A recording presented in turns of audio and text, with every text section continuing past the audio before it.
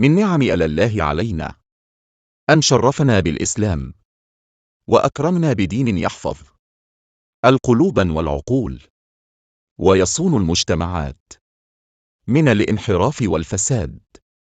لكننا اليوم ومع تسارع الحياة نشهد مظاهر تنافي تعاليم الدين في بعض أوساط المسلمين، وكأننا نغفل أحيانا عن أن الإسلام ليس مجرد عبادات، بل هو منهج حياة يربي النفوس ويزكي الأخلاق ويهذب السلوك.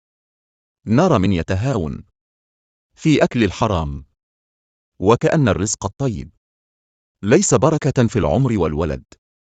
نرى من يطلق لسانه في الغيبة والنميمة، وكأن الكلمة لا تسجل ولا تحاسب.